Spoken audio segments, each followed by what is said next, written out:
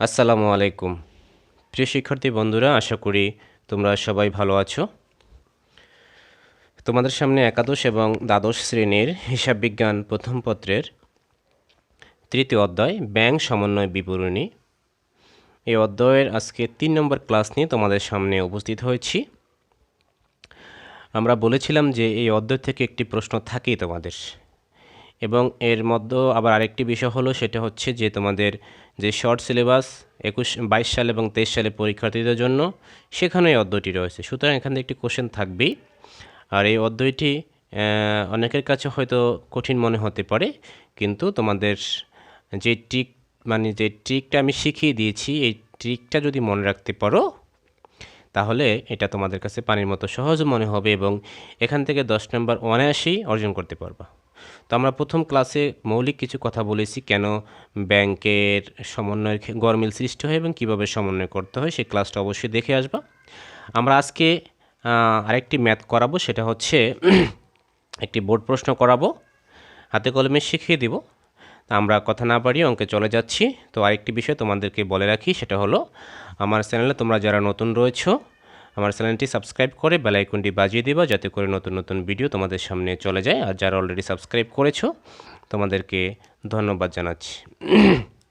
প্রিয় শিক্ষার্থীরা, আজকে তোমাদেরকে যে ম্যাথটি করাবো সেটা দেখো, বরিশাল বোর্ড 2019, বরিশাল বোর্ড 2019। এই ম্যাথটা করার জন্য তোমাদেরকে যেটা বলে নেই আগে, সেটা হচ্ছে আমরা জানি যে একজের পদ্ধতি, যেটাকে প্রচলিত পদ্ধতি বলা হয়, আর একটা হচ্ছে দ্বৈতজের। মানে এই দুই নিয়মে তোমাদের এখানে এই ব্যাংক রিকনসিলিয়েশন বা ব্যাংক সমন্বয় বিবরণীটা করতে বলে। একটা ব্যালেন্স থাকলে সাধারণত এটাকে আমরা একজের বলি, দুইটা ব্যালেন্স থাকলে আমরা দ্বৈতজের বলি। এবং যদি দুইটাই ব্যালেন্স দেওয়া থাকে, তারপরে যদি বলে একজের পদ্ধতি করো, তোমরা অবশ্যই সেখান থেকে প্রথমটা নিয়ে একজের পদ্ধতি করে দিবা।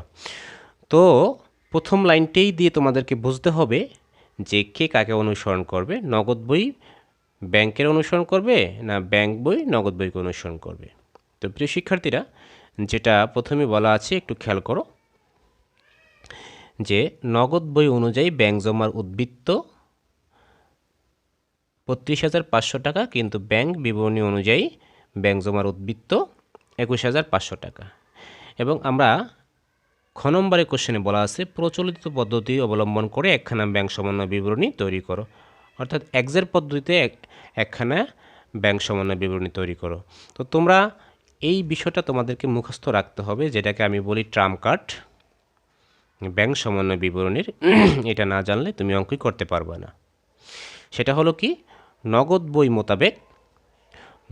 মোতাবেক ব্যাংক জমার উদ্বৃত্ত অথবা পাস বা ব্যাংক বই মোতাবেক ব্যাংক জমার অতিরিক্ত। যদি প্রথম লাইনে এই দুইটি কথার একটি কথা থাকে, তাহলে আমি অর্থাৎ তুমি, যেটাকে নগদান বই বলা হয়, অর্থাৎ আমি যেই বইটা বাসা অনুসরণ করি, মেনটেন করি, সেটাই হচ্ছে নগদান বই। এই নগদ বই পাস বইকে অনুসরণ করবে।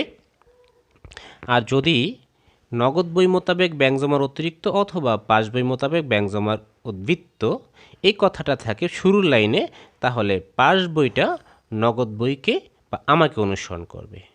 তো এখানে প্রথম লাইনে কি বলা আছে খেয়াল করো, যে নগদ বই অনুযায়ী ব্যাংক জমার উদ্বৃত্ত 32,500। তো এখানে খেয়াল করো, প্রথম লাইনে বলা আছে নগদ বই মোতাবেক ব্যাংক জমার উদ্বৃত্ত। সুতরাং নগদান বই অর্থাৎ আমি ব্যাংক বা পাস বইকে অনুসরণ করবে, অর্থাৎ ব্যাংক যদি বেড়ে যায় আমিও বাড়িয়ে দিব, ব্যাংক যদি কমে যায় আমিও কমে দিব। তো এই কোশ্চেনটা করার জন্য তোমাদেরকে শর্ট যে টেকনিকটা শিখিয়ে দিয়েছি, সেটা হচ্ছে তুমি নিজকে ডান হাত মনে করবা আর ব্যাংকের বাম হাত মনে করবা, অর্থাৎ দুইটা ব্যালেন্স তো সমান থাকবে। সেক্ষেত্রে ব্যাংক যদি বাড়িয়ে দেয় তুমিও বাড়াবা, ব্যাংক যদি কমিয়ে দেয় তুমিও কমাবা, কারণ তুমি পাস বইকে অনুসরণ করবা। কারণ প্রথম লাইনে বলা আছে নগদান বই মোতাবেক ব্যাংক জমার উদ্বৃত্ত। আশা করি এই বিষয়টা তোমরা আগে ক্লিয়ার হয়েছো। যদি ক্লিয়ার হয়ে থাকো, আমরা এবার সরাসরি ম্যাথ করতে পারবো। তো খেয়াল করো, ম্যাথ করার জন্য তোমাদেরকে এরকম একটি ঘর করতে হবে। সেখানে যেটা বলা আছে যে বিবরণ থাকবে এবং দুইটা টাকার ঘর থাকবে, একটা হচ্ছে বিস্তারিত টাকা, একটা হচ্ছে মোট টাকা। তো আমরা খ নম্বর করব, খ নম্বরটা করব। আগে উপরে তোমরা হেডলাইনে যা কিছু লিখে নিবা। তো প্রথমে যে কথাটা বলা আছে নগদ বই অনুযায়ী ব্যাংক জমার উদ্বৃত্ত, নগদ বই অনুযায়ী ব্যাংক জমার উদ্বৃত্ত বলা আছে। 32,500 টাকা। তো এটা আমরা লিখব।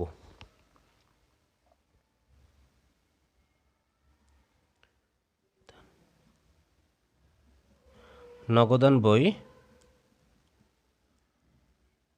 মোতাবেক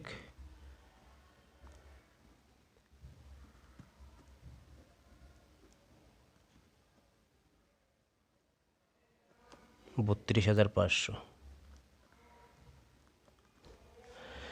এরপরে দেখো আমরা যোগের জন্য কিছু ঘর রাখবো, মানে যেটা আমরা অ্যাড করব।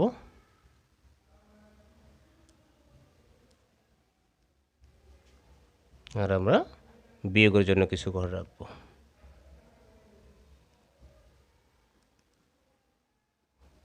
যেটা আমাদের বিয়োগ করতে হবে। যোগ এবং বিয়োগ। তো আমরা একটু পড়ি। প্রথম লাইনটা তো গেল, পরেরটা কি বলা আছে? পরেরটা বলা আছে 2 নম্বরে যে পাওনাদার বরাবর ইস্যুকৃত মোট 60,000 টাকার 3টি চেকের মধ্যে 60,000 টাকার 3টি চেকের মধ্যে 45,000 টাকার 2টি চেক ডিসেম্বর মাসে ব্যাংক কর্তৃক পরিশোধিত হয়েছে। অর্থাৎ তোমার কাছে কেউ টাকা পেত, তুমি 3টা চেকের মাধ্যমে 60,000 টাকা তাকে দিয়ে দিলা, একটা চেক দিয়ে দিলা 60,000 টাকার। কিন্তু ওই মাসের মধ্যে মাত্র 45,000 টাকার 2টা চেক ডিসেম্বর মাসে ব্যাংক কর্তৃক পরিশোধিত হয়েছে। অর্থাৎ তুমি যাদেরকে চেক দিয়েছিলা 3টা চেক, এর মধ্যে 45,000 টাকা ব্যাংকে পরিশোধ করে দিয়েছে। খেয়াল করো, এই যদি তুমি এবং ব্যাংক হয়, এটা হচ্ছে তুমি, এটা হচ্ছে ব্যাংক। তুমি যখন কাউকে চেক ইস্যু করেছো, চেক দিয়েছো 60,000 টাকার, তুমি কিন্তু এই 60,000 টাকাই তুমি কমিয়ে দিয়েছো।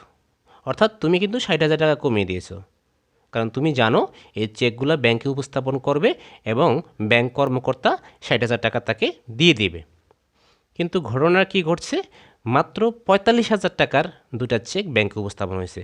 তাহলে তুমি কমাইছো 60,000 টাকা, ব্যাংক কমাইছে 45,000 টাকা। মানে তুমি বেশি কমে ফেলছো কত? 20 থেকে 45 থেকে 20 বাদ 15,000 টাকা তুমি বেশি কমিয়ে ফেলছো। যেহেতু তুমি ব্যাংকের অনুসরণ করবা, ব্যাংক কিন্তু 15,000 টাকা এখনও কমায় নাই, তুমি 15,000 টাকা বেশি কমিয়ে ফেলছো, এবার তুমি সেই 15,000 টাকা বাড়িয়ে দেবা। আশা করি বিষয়টা বুঝতে পেরেছো, কারণ প্রথম লাইন অনুযায়ী তুমি ব্যাংকের অনুসরণ করবা। তো আমরা যেহেতু এটা রোমান সংখ্যা লেখা আছে, আমরা 1 2 দিয়ে শুরু করব। আমরা কি লিখব? যে ইস্যুকৃত চেক ব্যাংকে উপস্থাপিত হয়নি।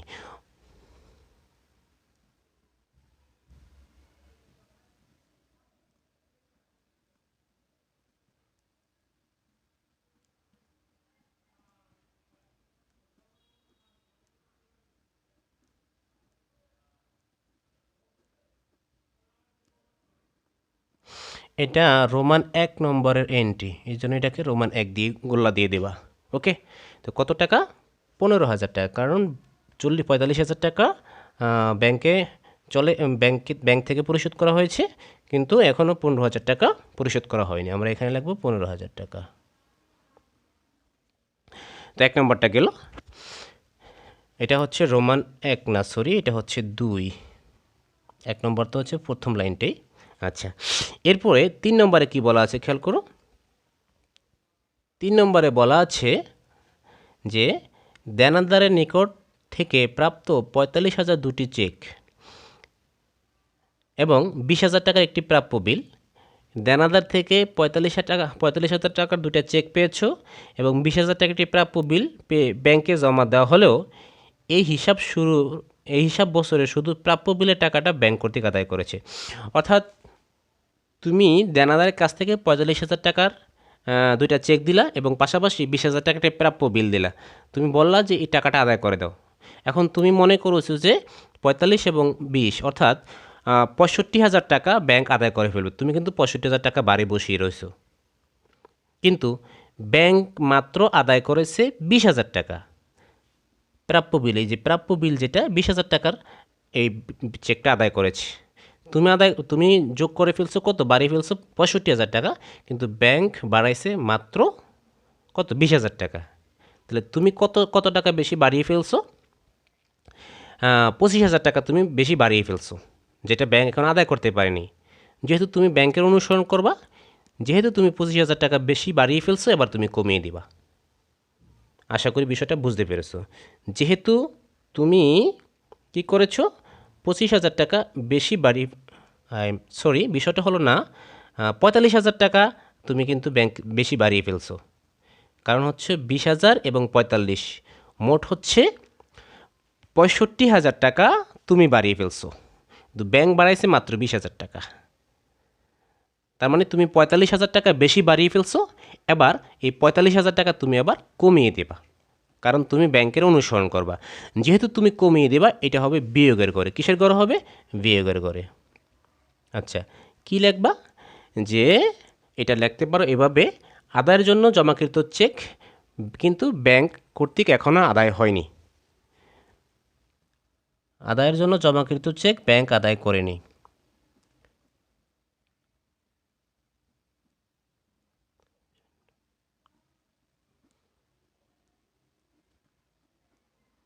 জমাকৃত চেক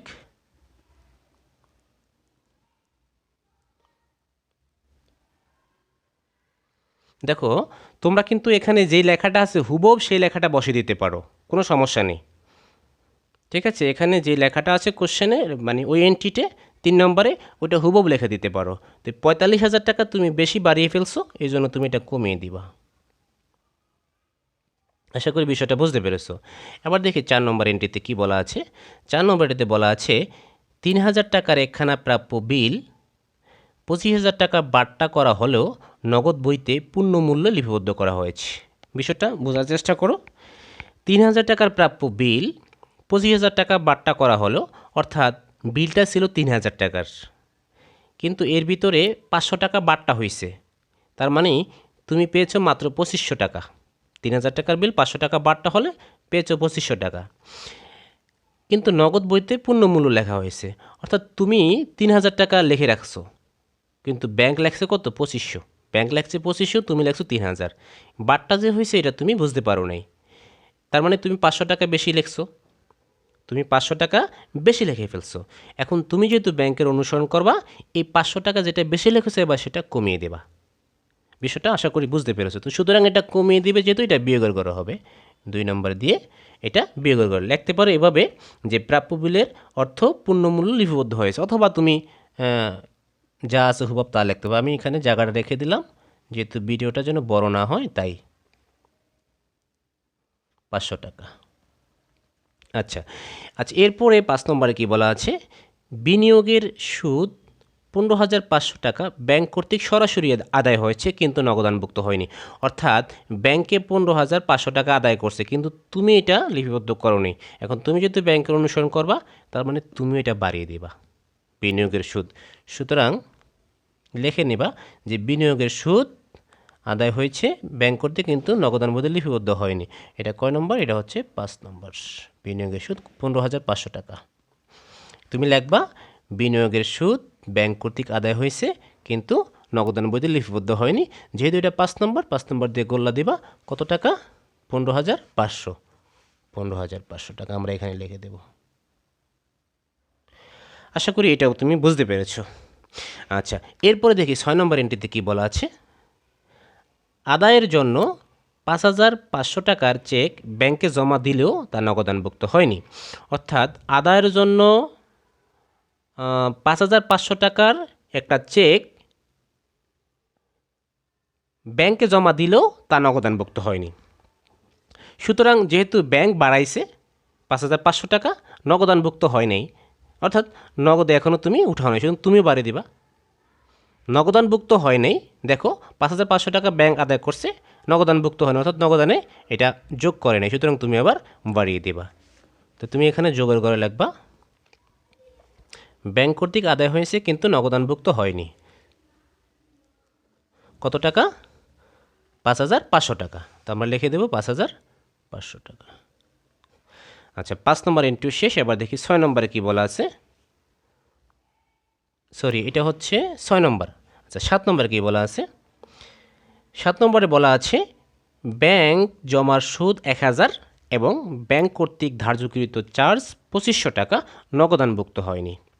অর্থাৎ ব্যাংকে যে 1,000 টাকা সুদ বেড়েছে, এটা নগদানভুক্তে বাড়ানো হয়, নগদানে বাড়ানো হয়নি, নগদান বইতে বাড়ানো হয়নি। তো তাহলে তোমাকে বাড়িয়ে দিতে হবে। ব্যাংক কর্তৃক ধার্যকৃত চার্জ 2500 টাকা, অর্থাৎ ব্যাংকে চার্জ কেটেছে 2500 টাকা, যেটা নগদানভুক্ত হয়নি, অর্থাৎ নগদানে মাইনাস করা হয়নি। সুতরাং যেহেতু 1000 টাকা ব্যাংকে বাড়ছে, তুমি বাড়াও নেই, তুমি এটা বাড়িয়ে দিবা। কি লিখবা? ব্যাংক জমার সুদ 1000, ব্যাংক জমার সুদ নগদানভুক্ত হয়নি লিখে তুমি 1000 টাকা যোগের ঘরে বসিয়ে দিবা। আর ব্যাংক কর্তৃক চার্জ নগদানভুক্ত হয়নি এটা লিখে বিয়োগের ঘরে বসিয়ে দিবা। তো এটা তুমি যোগের ঘরে লিখবা কি, যে ব্যাংক সুদ নগদানভুক্ত হয়নি, এটা 7 নম্বরে। আর এটা লিখবা হলো ধার্য ব্যাংক চার্জ নগদানভুক্ত হয়নি। এটা হলো কত? নগদান যোগ হবে 1000, বিয়োগ হবে 2500। যোগ হবে 1000, বিয়োগ হবে 2500। তো এই ছিল আমাদের 7টা এন্ট্রি। এখন আমরা কি করব? যোগগুলো আমরা যোগ করে দেব। যোগ করলে কত আসে আমরা একটু খেয়াল করি। 15000 যোগ 15500, 5500 যোগ 1000, আমাদের আসলো 37,000। তো আমরা এখানে লিখে দেব এই ঘরে 37,000। এবার দেখি আমাদের বিয়োগটা কত হলো। 45,000 যোগ 500 যোগ 2500, টোটাল আসলো আমাদের 48,000 টাকা।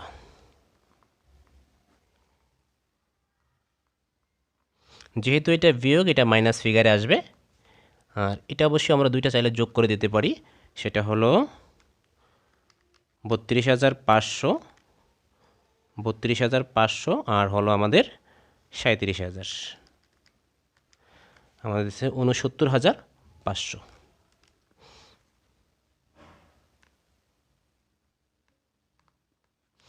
আর মাইনাস আছে আমাদের 48,000, আমরা মাইনাস করি। আমাদের ব্যালেন্স হলো 21,500। 21,500। সুতরাং এটা আমরা যা টেনে দিই, এটা কি নামে হবে?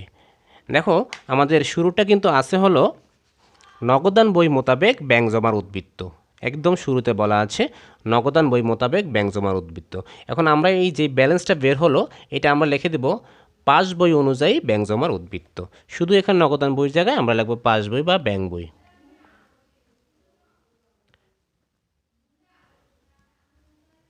পাস বই মোতাবেক